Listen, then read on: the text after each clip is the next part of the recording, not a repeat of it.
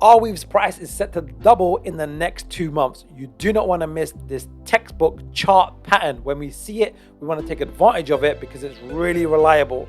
I'm here to serve you to maximize your profits in this crypto bull run. So if there's any coins you want me to look at, pop them in the comments below. But with that said, let's dive straight into Arweave.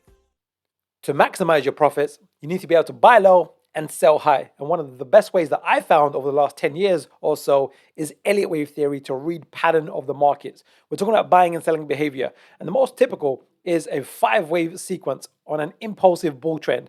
And now these happen in cycles. So a 5-wave followed by a correction, followed by the next 5 waves. So the big question we want to ask ourselves is, where's Arweave in this 5-wave pattern and if it's going to follow through? Well, I believe we're over here. It's called a wave 4. We've got this wave 1, a wave 2, a wave 3, and a textbook ABC of a wave 4. And we can see this over here with Arweave. A nice move up, we call that a wave 1, a wave 2, a beautiful wave 3, textbook, and then a nice ABC of what looks like to be a wave 4, and then we're going to anticipate the wave 5 just like this.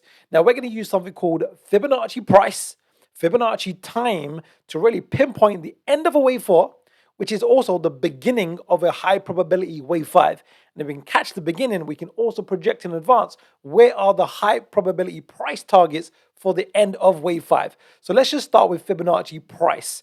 So the typical wave 4 comes down to 38.2 to 50% to 62% retracement. So this is on TradingView.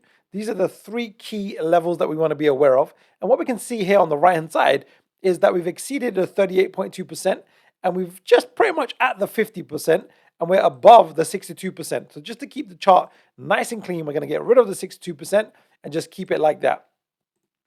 The next thing we want to be aware of is the relationship between this ABC structure. So we've got this ABC on the left-hand side, that's the theory. And as you can see on the right-hand side, we've got a potential textbook ABC structure. So let's now just draw in the Elliott wave counts on Arweave. 1, 2, 3. It looks like we're coming towards the end of a wave 4. The language we use is Arweave is in a position to complete a wave 4 and therefore begin a potential wave 5. And we're going to set some price and time targets for this as well. But more importantly, we want to do a lower degree wave count. So when you're using Elliott wave, there's usually a higher degree wave count and a lower degree wave count. So to put that into layman's terms, this wave 4 breaks down to a lower degree wave count of an ABC. So that's what we're going to look at here, this lower degree ABC. And there's a lower degree beyond that. We're not going to go beyond 2 degrees of wave counts. So let's just draw this in also. We're talking about this wave A, what looks like to be a wave B, and potentially the end or near the end of a wave C. So we're just going to draw it in like so. Why this is important is that wave A's and wave C's typically have a relationship with one another, and it's normally 100%. In other words, wave C's equal wave A's equal wave C's and vice versa.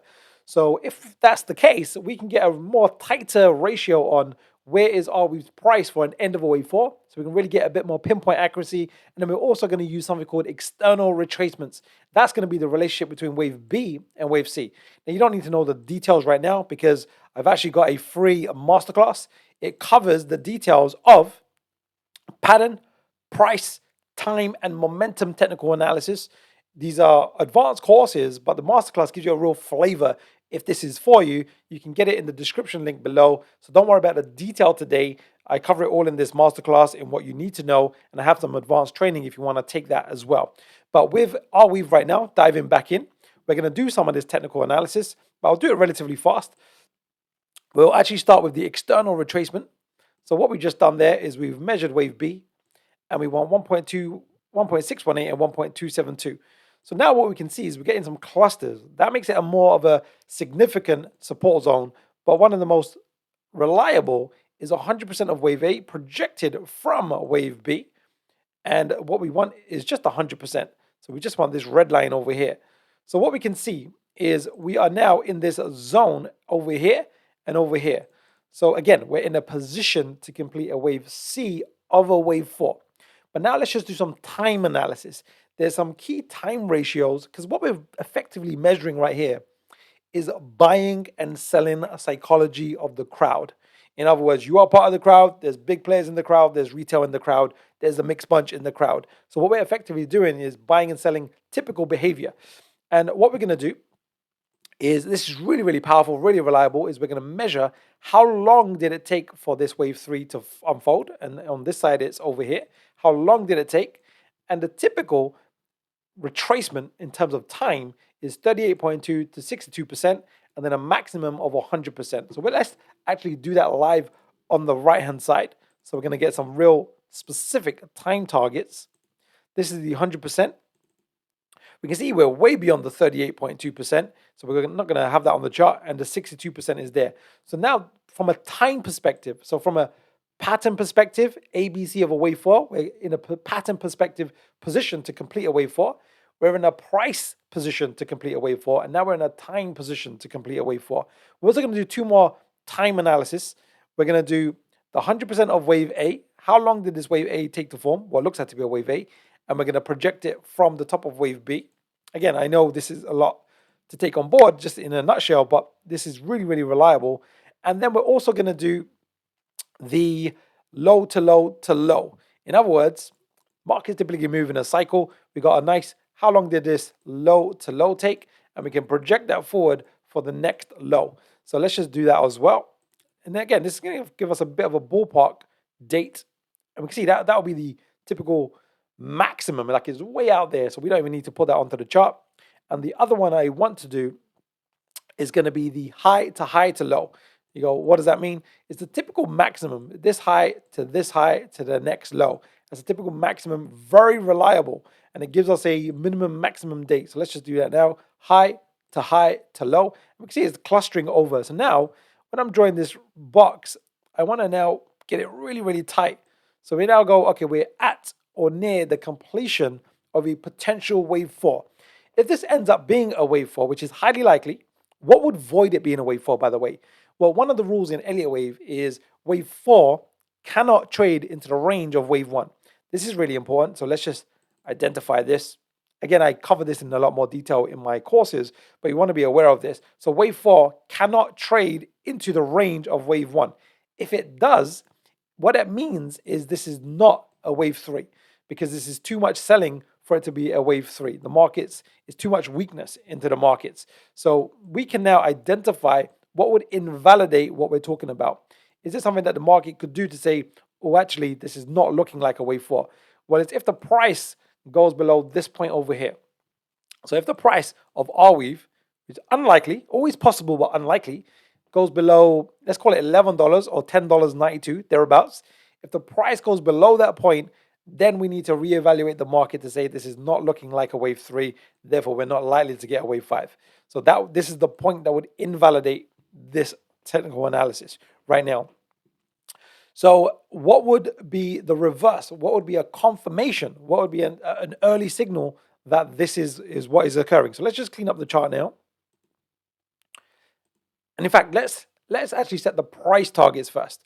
Let's set the price targets first, and then I'll show you the pattern reversal signal. That'll be an early indication, and then a later indication that the reversal has occurred, and that we've probably started the wave 5. So the pattern or the price we're going to do is we're going to assume, it's not confirmed yet, but let's just say this was the wave 4 low, and it was confirmed. What would be the price projections for a wave 5? Well, there's going to be two key ones that we're going to use.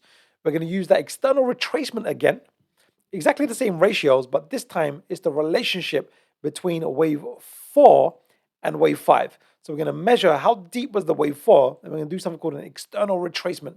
This is really reliable for end of wave 5 price targets. So let's just now measure the wave 3 top and the wave 4 low. Again, this is not a confirmed low, but now it gives us a nice ballpark, reliable figure of the typical wave 5 zones. And we're talking about a $50 or $49 to $56. Now, $56 is the double. At the beginning, we said double. This is what it's based on. But now we can also pinpoint what if it extends beyond that. There's another relationship we want to be aware of, which is wave 1 to wave 3, this buying behavior, and extend it from here. There's three key ratios we want to be aware of. So let's just do it on the right-hand side. And we're looking for a cluster. In other words, where the ratios go over each other, it gives us more confidence in the market. It's 38.2%. We can see that's below the wave 3, so that's not relevant. 62%, we can see it overlaps one of the other ones, and then the 100%, which is just slightly off the charts, which we can bring it onto the chart over here. So now all of a sudden we've got some really clear data on what's likely to occur with Arweave over the coming weeks and months. So again, the minimum is around $49, and the typical maximum doesn't mean it can't overextend. It can overextend, and if it does overextend, there'll be some other price analysis we can do. But the typical maximum is around $64, which will be more than double in price. So now let's just finish on. In fact, we'll finish on two things. We'll do some time dates as well. Remember, I said 2 months. Why did I say 2 months? So let's actually do this with Arweave. Let's just clean up the chart a little bit and let's do some time analysis. What we're going to do is, again, just the way we were anticipating the wave 4, the wave 5, again, markets move in rhythms and cycles, in price rhythm cycles, but also time rhythm and cycles. And what we're looking for is the high to the next high ratio. In other words, we're going high to high. How long did that take? And then let's project that date forward for the typical next high, and we can get a nice ballpark figure. And then the next one, the typical maximum, is a low to high. These are key ratios. I teach it in the course and the training. Some of the basics I cover in the masterclass, which you can get access to. Again, I'm really focused on the 4 independent technical factors of pattern, price, time, and momentum. And the strong edge comes when all of them, or 3 out of the 4, are indicating the same thing. And that's what we're utilizing over here. So let's do that again. We're going to go high to high to high. So we're going to project it forward. That's 3 clicks. And then we're going to do the low to high. This wave 2 from this potential wave 4, which is not confirmed yet. So we now have a range, a date. So we got this high probability zone. What I like to do is keep it in zones. So this is a high probability zone. We've got a cluster, and then a broader zone is this one up here. And typically what occurs is if the market exceeds one zone, it typically goes to the next. That's more than likely what's going to occur. So the minimum date is, we're talking about the end of May to the mid to late June. So that's what we're talking about when we're saying 2 months. So now let's just finish on what would be the pattern reversal signal that will be a strong indication that indeed this wave 4 low, in fact, I'm just going to zoom into it because this is going to be the main focus now. This wave 4 low is complete, right? So let's just clean this up. Let's just move this here. If I can get this there, bang. And then this one here. All right. So what we're going to talk about now is something called pattern reversal signals. Really important to know. I don't know what the market is going to do. You don't know what the market is going to do. The biggest investors on the planet, CEOs, the president of the United States, the king, the queen, whoever, doesn't know what's going to happen. But what we do know is that the markets are driven by crowd psychology, so we can get a big clue on when the wave 4 is over. So the early signal, there's going to be 3 signals, right? The earliest one that I can see right now, it's called a closing wave overlap. This is a signal that the correction is over. So this is a swing low.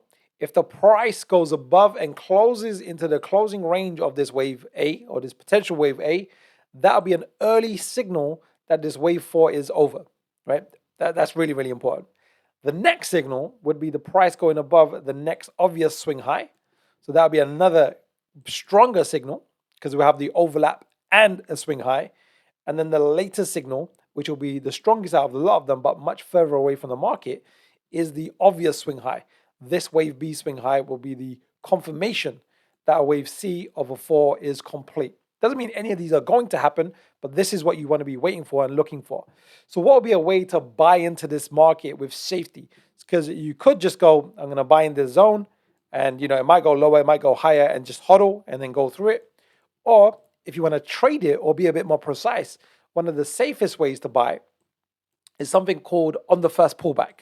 On the first pullback just means wait for the earliest pattern reversal signal. So if the price goes into this range, and then wait for the first pullback.